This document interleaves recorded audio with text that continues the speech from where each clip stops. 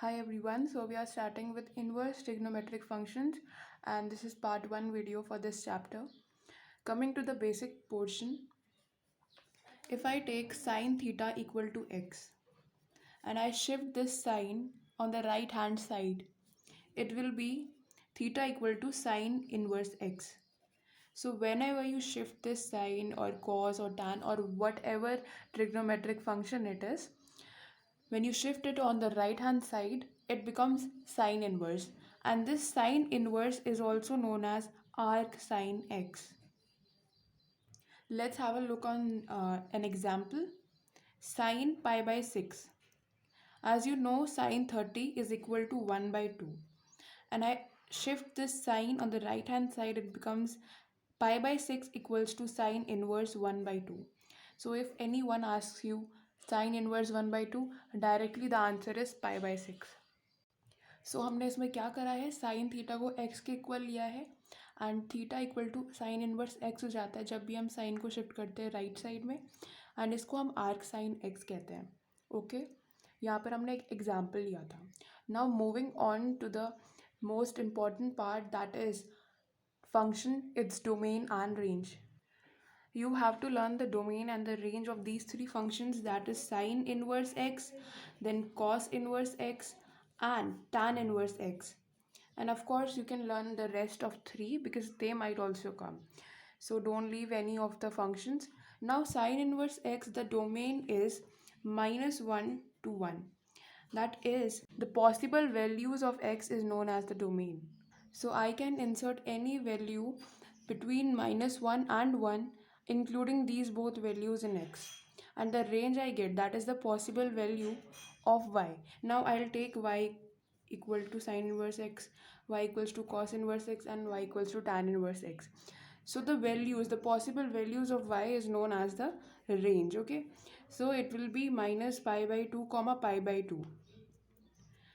इसमें क्या है, y equals to sine inverse X एक फंक्शन है और इसमें डोमेन यानी जितनी वैल्यूज़ हम x की ले सकते हैं -1 से 1 के बीच में ले सकते हैं. अब रेंज की बात करें तो इसमें भी -π/2 से लेकर π/2 आपको आउटपुट वैल्यूज़ मिलेगी जो कि y है.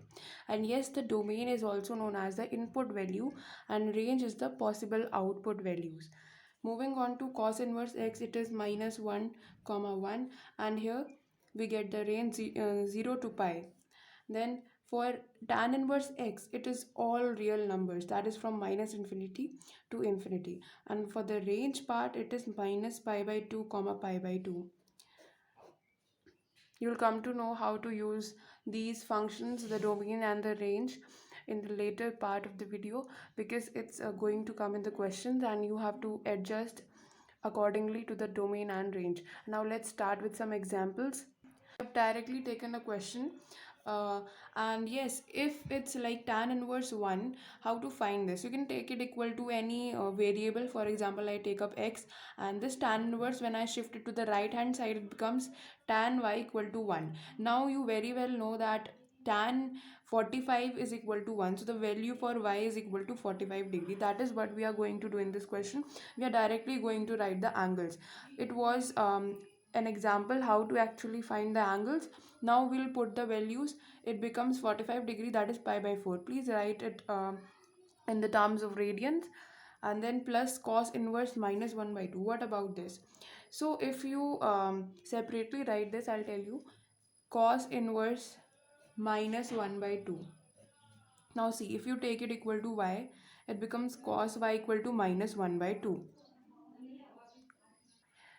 And I believe that you have already learned everything in class 11, that is how to find the angles. Like it becomes cos y equals to minus cos 60, that is pi/3. Now we can't compare it because it's not cos y equals to cos theta. It's right now cos y equals to minus cos theta. So what will we do? We'll see this table, that is all sine, tan, cos, and you know it's 0 to 90, 180 and 270, then 360. If you haven't learned this, you can definitely comment it. I'll make a separate video for this. Now see, minus cos pi/3. So I take up cos pi minus pi/3. It becomes cos y is equal to cos 2 pi by 3. Now the value for y is equal to 2 pi by 3. I hope it's clear. इसमें क्या करा है मैंने, cos inverse -1/2 को मैंने y के equal लिया है, एंड देन कॉस y हो जाएगा -1/2, cos y equals to minus cos pi by 3. यहाँ देखिए हमने क्या करा है कि 1/2 आपको पता है कॉस पाई बाई 3 होता है, ठीक है. उसके बाद आपको ये जो हमारा 0, 90, 180, 270 वाला जो ये टेबल बनता है जिससे कि हम फाइंड आउट करते हैं एंगल्स, यहाँ से मैंने इसको कन्वर्ट कर दिया cos pi minus pi by 3, क्योंकि अगर आप देखेंगे cos 180 minus theta is equal to minus cos theta. So मैंने इसको इस तरीके से लिख दिया है, and then pi minus pi by 3 is 2 pi by 3. सो हमारा आंसर फिर आ गया y equals to 2 pi by 3. So here I have found pi by 4, pi by 2 pi by 3, and what is left is sine inverse minus 1/2. I hope you all can find it out, and it should come minus pi by 6. Please do tell me if you could find this. The question states that we have to sum up all these identities. So it becomes pi by 4 plus 2 pi by 3 minus pi by 6. After solving this, you will be getting the answer 3 pi by 4. Now let's move on to the properties of inverse trigonometric functions. The very first theorem is self-adjusting property.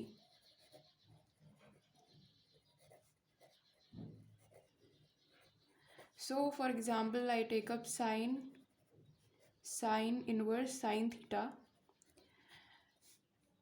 It's equal to theta. Now sine inverse and sine have self-adjusted, but there is a condition that this theta must belong to minus pi by 2 comma pi by 2. Got it? Second part, I'll say sine inverse x. It is equal to x only when it belongs to minus 1 comma 1. Now for cos inverse cos theta, it's equal to theta only when it belongs to 0 comma pi.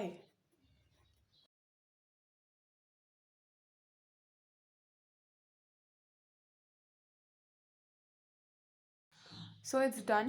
Now why I'm writing only these three, because most of the times boards ask you these trigonometric functions only, but you don't have to take any risk. You have to do all the trigonometric functions.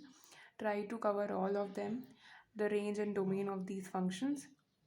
Now let's start with the question, and the questions are related to this only, the self-adjusting property.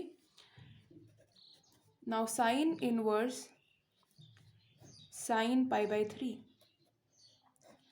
Okay, so you can't directly write it equal to pi by 3. You can write it when theta it belongs to minus pi by 2 comma pi by 2. So yes, pi by 3 lies in between minus pi by 2 and pi by 2. So yes, the answer is directly pi by 3.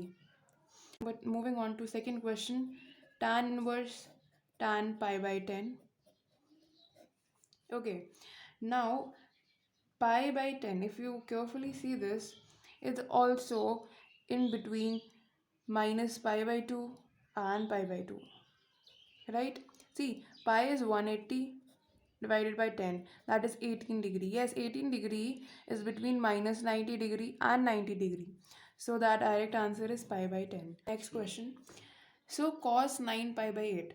Now if you observe that 9 pi by 8, it does not belong, theta does not belong to 0 comma pi.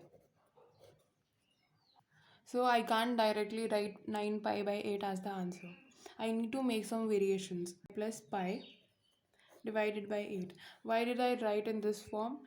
Just because I wanted to get something like pi plus theta. It becomes cos pi plus pi by 8. Now see, cos pi plus theta is equal to minus cos theta. You will be writing cos inverse minus cos pi by 8. Now for this, there is a formula of cos inverse minus x, which is equal to pi minus cos inverse x. Okay, here x is theta only. So we can write it equal to pi minus cos inverse cos pi by 8. Now see, pi minus it has been self-adjusted because pi by 8 lies between 0 comma pi. So it's pi minus pi by 8 equals to 7 pi by 8. So this is the answer. And talking about this formula, you'll study it later in the exercises, in the next exercises. So this question is sine cos inverse 3 by 5. And the problem is that I can't self-adjust this because it's not sine inverse. What I need to do is convert this cos inverse into sine inverse. Now please carefully watch this because you are going to convert this cos inverse into sine inverse by the triangle method, and that's the easiest method. For example, I take a triangle and write cos inverse 3 by 5 equal to theta. I have to convert this into sine inverse. I'll tell you how to do this. So this is theta. Now cos theta is equal to 3 by 5. And from the triangle you know that cos theta, that is 3 by 5, it means base is 3 and hypotenuse is 5. Base 3 and hypotenuse 5. So the perpendicular is 4. Now if I talk about sine theta, it will be p by h. 4 by 5. And when I find out theta, it is equal to sine inverse 4 by 5. Alright. And I earlier took cos inverse 3 by 5 equal to theta. Now I can substitute theta equal to sine inverse 4 by 5. That is, in place of this, I can write sine inverse 4 by 5. And 4 by 5, it lies between, it belongs to minus 1 comma 1. So the answer is directly 4 by 5 because sine and sine inverse have self-adjusted by theorem 1. Question number 2, cos tan inverse x. For this also you have to do the same. You have to convert this tan inverse x into cos inverse so that it self-adjusts. Now take up a triangle, tan inverse x equal to theta. So tan theta is equal to x by 1, right? P by b. So the hypotenuse is x square under root of x square plus 1. You can find out cos theta, which will be b by h. Now you have to put theta equal to cos inverse 1 upon under root of x square plus 1. So for tan inverse x, you can replace it with cos inverse under root 1 upon under root of x square plus 1. Cos inverse 1 upon under root of x square plus 1. It is self-adjusted and the answer is directly under root of x square plus 1. Find out the value of sec square tan inverse 2 plus cosec square cot inverse 3. Now see what to do. Sec square theta is equal to sec theta whole square. Right? We can write it sec tan inverse 2 whole square plus cosec cot inverse 3 whole square. Next step is to self-adjust. We have to convert this tan inverse to sec inverse. Take up a triangle, make separate triangles for both of these. Tan inverse 2, that is perpendicular is 2 and base is 1.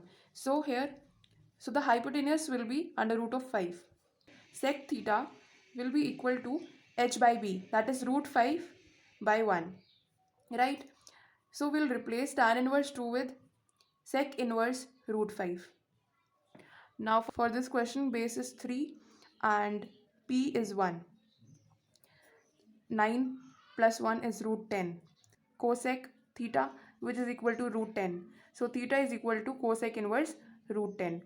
Substituting the values here, it becomes sec inverse root 5 whole square plus cosec inverse root 10 whole square. Sec inverse root 5 is equal to root 5 whole square, self-adjusted. Cosec inverse root 10 is root 10 and whole square. See, 5 plus 10 equal to 15. So 15 is the final answer. So I'll make second part in which I'll cover other theorems. Make sure to like this video and subscribe my channel if you haven't. And yes, I'll be uploading all the videos of this chapter and other chapters and complete the syllabus of mathematics.